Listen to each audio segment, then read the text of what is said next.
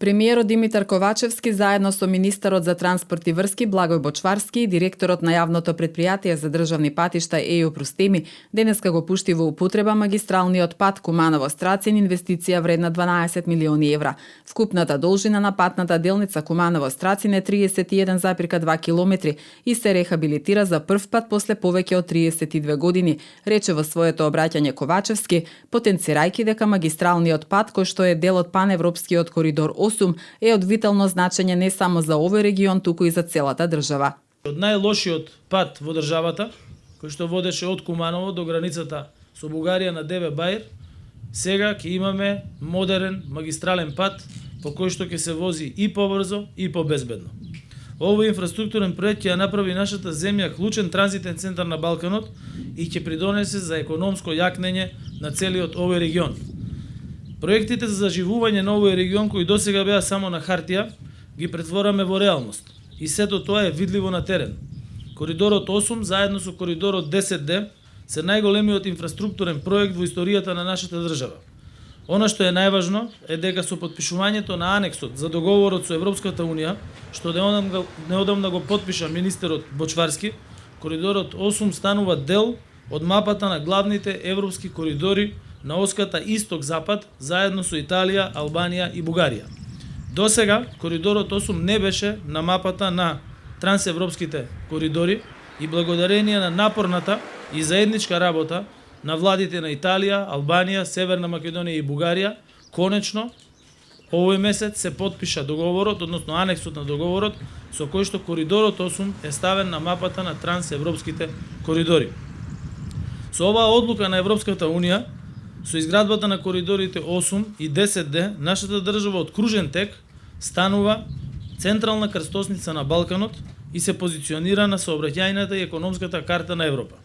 Инвестиравме речиси 12 милиони евра за да изградиме модерен пат, да ја развиеме транспортната мрежа за поддршка на конкурентноста и растот и да ја подобриме мобилноста во овие општини од североистокот.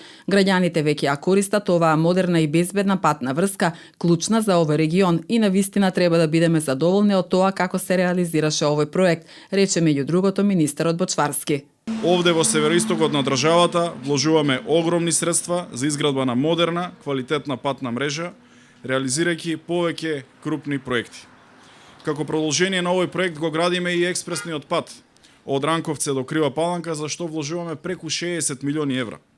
Дополнително работиме на реконструкција и проширување со трета лента на патниот правец Крива Паланка до граничен премин Деве Баир, за што се инвестираат околу 12 милиони евра.